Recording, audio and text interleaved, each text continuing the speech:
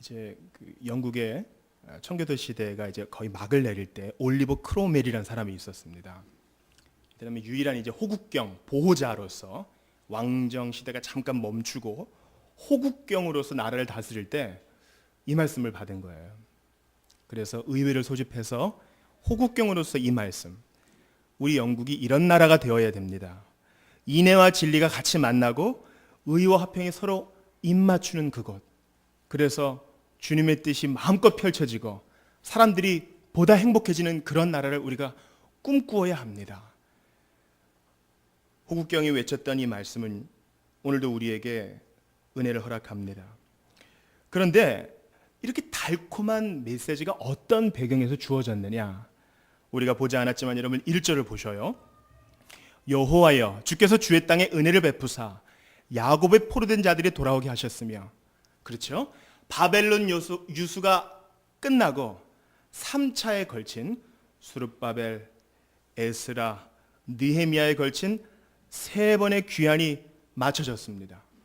그들의 죄악으로 선지자가 그렇게 경고한 대로 그들은 이제 잡혀갔습니다. 포로가 되었죠. 나라를 잃었습니다. 부모, 형제와 친척을 잃었고 그들의 땅을 잃었습니다. 주님께서 그들을 징계하셨지만 약속하신 대로 때가 이르자 돌아오게 하셨습니다. 왕의 마음을 움직이셔서, 하나님을 알지도 못하고 경외하지도 않는 왕의 마음을 움직이셔서 하나님의 일을 이루신 거예요. 그런데 그들이 돌아왔는데 지금 문제가 있어요. 왜 그랬는가? 여러분 2절을 보세요. 주의 백성의 죄악을 사하시고 그들의 모든 죄를 덮으셨나이다. 하나님께서 그들을 돌이키셨는데 왜 하나님께서 이렇게 우리에게 진노하십니까? 여러분 그 학개서에 보면은요 이런 말씀이 있어요. 같은 배경인데요. 너희가 많이 뿌릴지라도 수확이 적으며 먹을지라도 배부르지 못하며. 이상하게 돌아와가지고 재건 사업을 시작하고 자리를 잡았는데 극심한 가뭄이 있는 거예요. 그 배경이 뭐예요? 너희들은 멋진 집에서 사는데 여호와의 집은 지금 판벽되이 내버려 두었구나. 그들이 온 목적을 잊어버렸어요. 성전을 재건하고 성벽을 짓는 일, 자녀들을 믿음으로 양육하는 일이 다 뒷전으로 가고 먹고 살아야죠. 이렇게 생각이 바뀌어지고 처음에 감격이 바뀌어지니까 주님께서 그들을 정신 차리게 하시려고 극심한 가뭄을 허락하신 것입니다. 그제서야 백성들이 돌이킵니다. 하나님 이 진노를 거두어 주시옵소서. 그래서 여러분 4절 보세요. 우리 구원의 하나님이여 우리를 돌이키시고 우리에게 향하신 주의 분노를 거두소서. 우리가 이제 돌이키겠습니다. 우리를 돌이켜 주시고 회개하게 하시고 다시 한번 주님의 은총을 맛보게 하시옵소서. 여러분 7절 같이 읽습니다. 시작. 여호와여 주의 인자하심을 우리에게 보이소서며 주의 구원을 우리에게 주소서. 구약 성경에서 구원은요 외적으로부터의 침입에서 보호해 주는 것, 지금 극심한 흉년에서 벗어나는 것, 문맥적으로는 1차적으로 그런 의미를 가져요. 이것이 이제 우리 예수님의 그 빛 아래에서는 영혼의 구원을 말할 수도 있는 거겠죠. 그들이 회개했습니다. 다시 한번 주님의 얼굴을 구했습니다. 그러니까 여러분 11절을 보세요. 하나님께서 어떻게 응답하셨는가? 진리는 땅에서 솟아나고, 진리는 땅에서 솟아나고. 지금 메마른 땅에서 무언가가 지금 솟아나는 거예요. 읽지 않았지만 12절을 보세요. 여호와께서 뭘 주시리니? 좋은 것을 주시리니. 우리 땅이 그 산물을 내리로다. 하나님께서 우리의 죄악 가운데 있을 때에는 농산물을 주지 않으셨는데 이제 우리의 마음을 돌이켜 주시고 우리가 회개하고 주님 앞에 엎드리고 주의 얼굴을 구하니까 드디어 땅이, 저주받은 땅이 반응을 하고 땅에서 무언가 솟아나는 것입니다. 부지런히 씨를 뿌렸는데 소출이 없을 때에는 우리의 행위를 돌아봐야 하는 것입니다. 세상의 법칙은 인풋이 있으면 분명히 아웃풋이 있어야 돼요. 뿌리면 거두는 것이 있어야 됩니다. 그런데 영적 원리에 있어서 분명히 뭔가 인풋이 있었는데 아웃풋이 없어요. 그럴 때는 돌이켜야 되고 하나님 앞에 고쳐야 될 것이 있는 것입니다. 오늘 본문에 하나님의 백성들이 무엇을 고쳤어야 됩니까? 그렇죠. 하나님께서 진짜 원하셨던 것. 힘들지만 한쪽에는 창을 들고 한쪽에는 삽을 들고 성벽과 성전을 지어야 하는 것, 이것입니다. 저는 특별히 예전에 옹기장이 선교단이라는 찬양 선교단이 주 여호와 하나님의 말씀을 들으리라 이런 찬양을 한 적이 있어요.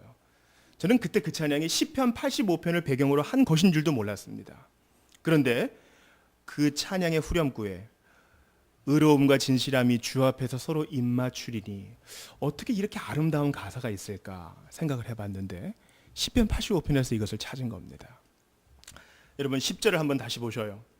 인애와 진리가 같이 만나고, 인애와 진리를 지금 사람처럼 표현하고 있어요. 인애는 뭐예요? 보아스가 룻에게 보인 그 헤세드의 사랑, 바랄 수 없는 자가 받는 그런 사랑, 긍휼입니다. 진리는 무엇입니까? 이러한 헤세드의 사랑을 받는 자가 성실하고 신실하게 살아가는 것, 그것이 같이 만난다 그래요. 너무나 아름답습니다. 의와 화평이 서로 입맞추었다. 성경에 입맞춤이란 단어가 나와요. 이것이 완전한 하나를 이룹니다. 의와 화평. 의가 먼저 나와요. 하나님의 의가 먼저 배설되자 화평이 이루어지는 것입니다. 로마서 5장 1절에 이 순서가 그대로 나와요. 의가 먼저 나오고 화평이 나옵니다. 들어보십시오. 그러므로 우리가 믿음으로 의롭다 하심을 얻었은즉, 의가 먼저 배설됩니다. 우리 주 예수 그리스도로 말미암아 하나님으로 더불어 화평을 누리자. 의와 화평이 서로 입맞추었다. 이게 어디서만 해석될 수 있어요? 1차적인 의미에서는 지금 그들이 회개하자 하나님께서 다시 한번 의로움을 보여주셨고, 하나님과 그들 사이가 회복되어 화평이 이루어지니까 땅에 소산물을 내는 것, 본문의 1차적인 문맥은 그래요. 그러나 우리는 거기에 만족할 수 없습니다. 의와 화평이 서로 입맞추었으며, 로마서 5장 1절이 말하는 것은 뭐예요? 누구든지 높이 들린 노뱀, 예수 그리스도를 믿는 자마다 하나님께서 그를 의로 여겨주시고, 마치 창세기 15장에서 아브라함이 여호와를 믿으니 하나님께서 그를 그의 의로 여기시고, 그 말씀을 그대로 예수 믿는 자에게 적용시켜 주셔서 화평을 이루어 주신다는 것이에요. 의와 화평이 서로 입맞추었습니다. 이걸 한번 암송해 보세요. 얼마나 달콤한지 몰라요. 그러한 입맞춤의 사랑, 아버지가 아들에게 베풀어주는 그 따스한 입맞춤의 사랑. 의는 엄격합니다. 그러나 그리스도께서 제공해 주시는 의 때문에 따스한 화평의 관계가 이루어져요. 의와 화평이 서로 입맞추었으며, 예전에 의는 으르렁거렸습니다. 그러나 그리스도의 보혈 때문에 화평의 관계가 이루어졌으니 그 둘이 입맞추었어요. 11절도 보세요. 진리는 땅에서 솟아나고, 이 진리는 신실함이라 그랬죠. 말씀을 그대로 이룬 거. 땅에서 솟아난 진리, 이러면 뭐가 생각나세요? 그렇죠. 땅에 높이 들린 그리스도의 십자가. 오직 유일하게 신실하셨던 분, 내가 길이요 진리요 생명이니, 진리이신 예수 그리스도를 말하는 것입니다. 진리는 땅에서 솟아나고 의는 하늘에서 굽어보도다. 예수님께서 율법의 모든 요구를 다 이루셨어요. 의는 하늘에서 굽어보도다. 하나님 아버지께서 그것을 굽어보시고, 우리가 이런 표현 잘 안 쓰는데 만족하셨어요. 만족이란 신학적인 용어는 하나님께서 율법의 요구를, 모든 저주를 그리스도께서 모두 담당하셨음을 보시고 화를 누그러뜨리시고 진노를 버리셨음을 뜻합니다. 의는 하늘에서 굽어보도다. 왜요? 진리가 땅에서 솟아났기 때문에요. 오늘 본문은 1차적으로 그 당시 하나님을 잊어버리고 성벽 공사와 성전 공사를 뒤로한 백성들에게 주시는 화해의 메시지입니다. 그러나 우리는 거기서 만족할 수 없고 그리스도의 십자가를 통해 더욱더 분명하게 이 메시지를 보는 것입니다. 의와 화평이 서로 입맞추었고, 진리는 땅에서 솟아나고 의는 하늘에서 굽어보도다. 그리스도의 십자가의 은혜, 영원한 수직선과 영원한 수평선과 영원한 수직선이 한 점에서 만납니다. 그것이 바로 예수님의 십자가인 것이죠. 거기서 이 아름다운 노래를 들어보세요. 의와 화평이 서로 입맞추었다. 우리가 그런 사람이에요. 그리스도인은 입맞춤을 받은 사람. 너는 용납되었다. 너는 의롭게 되었다. 너는 신분이 바뀐 자가 되었다.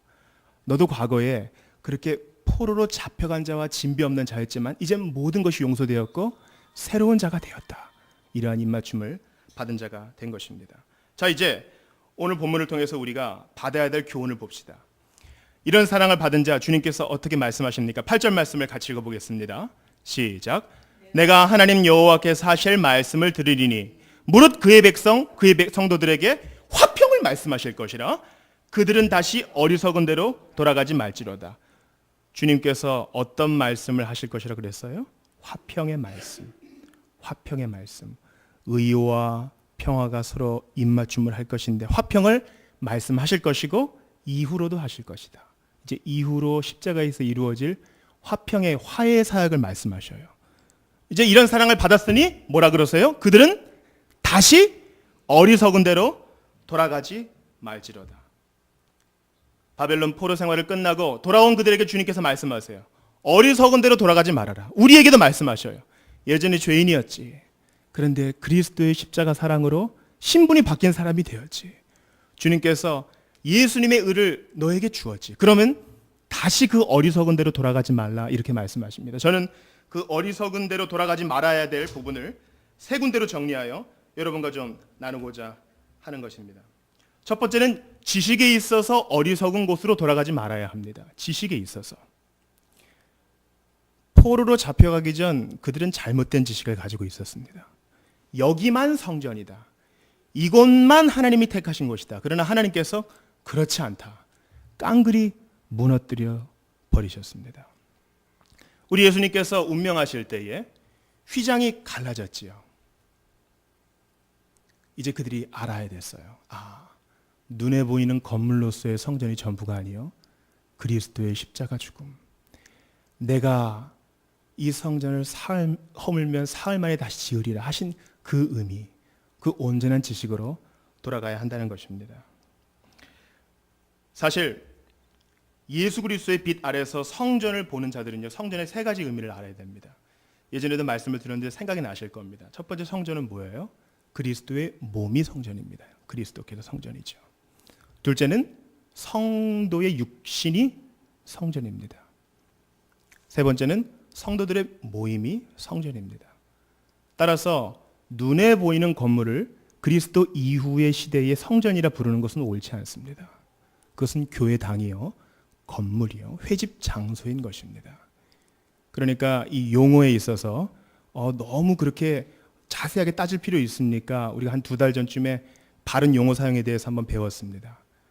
여기에 대해서 다시 한번 조심하여 언어 사용에 있어서 신경을 써야 되는 것은 언어에 철학과 사상이 담겨 있기 때문입니다. 저를 가르쳐 주신 이승우 교수님이 작년에 이런 부탁을 하였습니다. 오늘부터 2주간 동안 3학년 학우들과 함께 이스라엘 성경 지리 및 문화 연수를 다녀오겠습니다. 성지순례라는 천주교적인 용어를 사용하지 않기 위한 기회가 되도록 이 글을 올립니다. 이 일정을 위해 기도해 주시고 우리나라 개신교 안에서 성지순례라는 옳지 않은 용어가 없어지기 위해 기도해 주세요. 성경 지리 및 문화 연수 등 다양한 좋은 용어들이 사용될 수 있을 것입니다. 이것은 이제 합동신학교 교수들뿐만 아니라 제가 지난번에 나누어드린 유인물에 속하는 우리나라의 건전한 교회 문화와 용어 정립을 위해 애쓰는 모든 분들이 주장하는 것입니다. 만약에 우리가 예수님이 마신 컵이 성배다, 그래서 그 컵을 딱 찾는다면 또 하나의 인디아나 존스를 만드는 것입니다. 성배는 무엇이 성배예요? 성도가 쓰는 컵이 성배예요. 만약에 그리스도께서 쓰신 컵이 성배예요, 그리스도께서 사신 그곳이 성지 라고 얘기하게 된다면 플라톤적인 오류를 범하게 되는 것입니다. 플라톤적인 오류는 무엇이냐? 중세 시대에는 사람을 2가지로 나눴어요. 2종류로. 첫 번째 종류는 무엇입니까? 결혼하지 않고도 살 수 있는 우월한 수녀들과 사제들의 집단. 이들은 우월한 사람들이에요. 결혼하지 않고 살 수 있으니까. 또 하나의 집단은 결혼할 수밖에 없는 연약한 성도들의 집단. 이렇게 나누었습니다. 그러나 이것이 옳지 않은 것이지요. 이렇게 이분법적으로 나누게 될 때에 성도들이 오류에 빠지게 된다는 것입니다. 교회 창립이라는 용어도 마찬가지죠. 교회의 설립이 맞는 말입니다. 창은 무언가를 새로 시작한다는 것인데 우리 주님께서 광야에서 이미 교회를 시작하셨고 성령을 부어주심으로 교회가 창립되었기 때문에 사람이 시작하는 교회의 창립이란 말을 쓸 수 없는 것입니다. 우리는 바른 지식 가운데로 돌아가야 됩니다. 은혜로 다 덮어. 은혜로 다 덮어. 이렇게 된다면 히브리서에서 사도가 우리에게 책망한 책망을 그대로 들어야 할 것입니다. 어리석은 대로 돌아가지 말아야 한다. 두 번째, 어리석은 대로 돌아가지 말아야 될 부분은 정서적인 부분에도 그대로 적용이 됩니다. 그들은 포로로 잡혀가기 전에 그들의 땅에 살고 있던 나그네들과 이방인들을 천시했어요. 그들을 종으로 부리고 홀대했습니다. 주님께서 마침내 그들을 데려간 것이죠. 하나님의 집에 말씀의 은혜를 구하기 위하여 물질적인 유익을 받기 위해 찾아오는 사람들을 홀대해서 보내서는 안 될 것입니다. 우리 주변에서도 말씀의 은혜를 구하기 위해 물질적인 유익을 기대하며 찾아온 자들을 격려해주고 기도에 보내주는 일은 그리 어려운 일이 아닌 것입니다. 당시에는 하나님의 제사장들이 하나님 말씀을 그대로 전하지 않았습니다. 그리고 자기들끼리만 혜택을 누리며 살았죠. 백성들이 지금 무슨 걱정을 하는지 전혀 관심이 없었어요. 왕족들도 마찬가지였습니다. 그러나 여러분, 진짜 현명한 왕은 어떻게 하는 줄 아십니까? 조선시대에 신문고가 있었죠. 백성들이 마음이 너무 속상하고 이거 누구 아무도 안 해결해 줄 것 같으면은 북을 치는 거예요. 그래서 왕에게 자신의 마음을 표현하는 것입니다. 그래서 왕이 얼마든지 와서 두드려라. 그런데 이 신문고가 모든 것을 다 해결할 수 있습니까? 못하는 거죠. 못하는 거예요.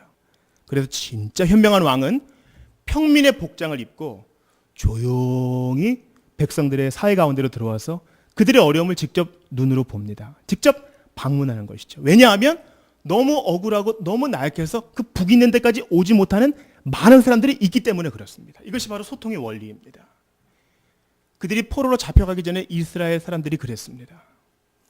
백성들의 어려움이 하나도 전달되지 않고 귀족은 귀족대로, 제사장은 제사장대로, 평민들은 평민대로 어려움을 겪고 있었던 것입니다.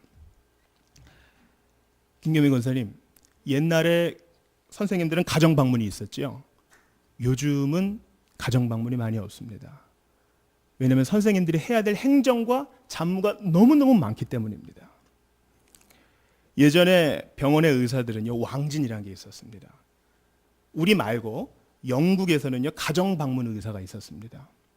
의술이 조금 떨어졌어도 인격적으로 가정을 방문하는 그 손길에는요, 진정한 치료가 이루어졌던 것이에요. 위대한 설교자 로이드 존스는 두 개의 암을 앓았습니다. 두 번째 암이 대장암이었는데요. 그 자신이 의사였어도 최첨단 기술 속에서 비인격적인 대우를 받으며 치료를 받았기에 병이 더 악화된 것입니다. 이스라엘 백성들의 정서적인 문제는 무엇이었느냐? 바로 연약한 자를 품지 못하고 찾아가지 못하고 그들의 마음을 안아주지 못했던 것이었습니다. 이제 그들이 주님의 용납하심으로 돌아왔으니 연약한 자를 품어야 되는 것입니다. 학교에 마음이 상한 아이들이 너무 많지요. 그래서 야, 상담실 만들었어. 어려운 애들 다 상담실로 와. 이렇게 하면 해결됩니까? 그렇지 않아요. 감히 거기까지 못 오는 아이들이 있기 때문에 찾아가줘서 무슨 문제가 있니? 물어봐 줘야 되는 것입니다. 자유롭게 마음을 열 수 있는 환경을 열어주는 것, 이것이 이스라엘 백성들이 잡혀가기 전 크게 잘못한 정서적인 잘못이었습니다.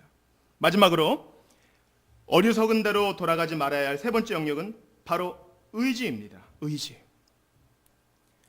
예전에 거듭나기 이전에, 예전에 포로로 잡혀가기 이전에 이스라엘 백성들은 꿈이 없었습니다. 우리도 마찬가지입니다. 예수님 만나기 전에 우리는 의지적으로 아주 추레한 존재였어요. 단순하게 말하면 꿈이 없는 거죠.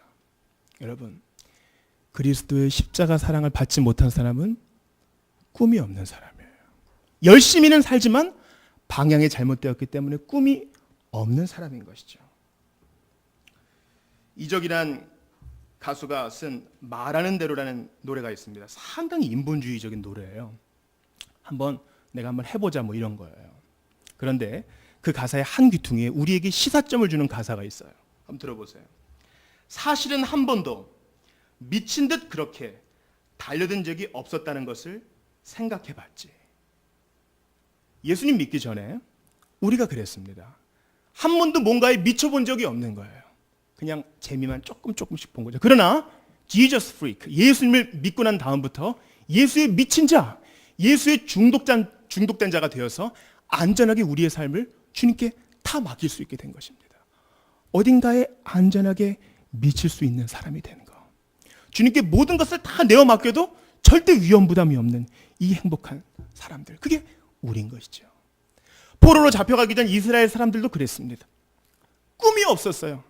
이 백성 가운데 계시가 없고 비전이 없고 환상이 없고 정예를 태워서 피가 끓을 듯이 최선을 다해서 달려가야 될 그런 목표가 없었습니다. 옥하는 목사님의 광인론이 그런 거 아닙니까? 미친 듯 그렇게 달려가야 될 그 목표. 최영기 목사님께서 저희를 앉혀놓고 이런 얘기를 했습니다. 이거 하다가 순교하면 하나님 앞에 영광 되는 거 아니냐. 여러분, 순교라는 말은 누구 할 수 있어요? 예수 믿은 사람만 할 수 있는 것입니다. 그리스도의 십자가 사랑 얻었으니 다 얻은 것 아닌가? 그러니 주님을 위해서 무언가를 하든 미친 듯 그렇게 내 마음을 다해서 드리면 본전 남는 거 아닌가? 이런 마음, 꿈이 있습니다. 행복한 꿈이 있습니다. 기꺼이 내어 맡기는 양도가 있습니다. 자, 우리가 이스라엘 백성들처럼 다시는 그 어리석은 대로 돌아가지 말지로다. 먼저 어떤 영역이 있습니까? 지식적인 영역. 그리스도를 알 때 제대로 알고 성경을 알 때 제대로 알아야 됩니다. 이것저것 많이 들여다보는 것이 아니라 바울이 디모데에게 말했죠. 내가 이럴 때까지 뭐 하는 걸 힘써라? 읽는 것을 힘써라. 부지런히 배우셔야 됩니다. 어리석은 대로 돌아가지 않기 위해서 부지런히 읽고 배워야 됩니다. 두 번째는 정서적인 영역입니다. 예전에는 우리가 홀대했던 사람이 있다 할지라도 이제는 그리스도의 사랑으로 품 안아야 됩니다. 거지가 와도 안아줘야 됩니다. 또 와도 돈 주고 보내고 보낸다 할지라도 안아줘야 됩니다. 왜냐하면 우리는 신분이 바뀐 사람이 되었기 때문에. 그런 사람을 다시 돌려보낸다면 우리는 어리석은 대로 돌아가는 것입니다. 마지막으로 의지적인 영역입니다. 내게 꿈이 있는가? 미친 듯 그렇게 오늘 나의 1분 1초를 불살의 그런 꿈이 있는가? 그렇게 하고 있지 않다면 뭔가 문제가 있는 것입니다. 이거 하다가 순교해도 주께 영광이면 되는 거지요. 이런 단순한 자세. 제가 8절 말씀을 다시 읽습니다. 내가 하나님 여호와께 사실 말씀을 들으리니 아멘. 무릇 그의 백성 그의 성도들에게 화평을 말씀하실 것이라. 의와 화평의 입맞춤을 선사하실 것이라. 그들이 다시는 어리석은 대로 돌아가지 말지로다. 우리 오늘 주님께서 우리에게 주시는 말씀을 붙들고 한번 같이 기도했으면 좋겠습니다. 우리는 어리석은 대로 돌아가지 말아야 됩니다. 아버지 하나님, 성령께서 조목조목 알려주시고 잘하고 있는 부분은 격려해 주시고 미진한 부분은 주께서 지적하여 주셔서 하나님께 영광이 돌려지는 미친 듯 그렇게 주님을 위해 살 수 있는 그 한 번의 인생이 될 수 있도록 도와주옵소서. 그리스도의 십자가 사랑으로 모든 것 얻은 거 아니겠습니까? 아버지 하나님, 광인의 자세로 그리스도의 복음 때문에 이리 뛰고 저리 뛰는 기쁨에 넘치는 자, 그리스도께 기쁘게 모든 것을 양도하는 그 사람이 내가 될 수 있도록 도와주옵소서. 복음의 순수한 열정 우리에게 주시옵소서. 주님은 어떤 사람이든 일으키실 수 있습니다. 꿈을 주시옵소서. 다시 한번 주님 앞에 은혜를 구하며 간구합니다. 하나님 아버지,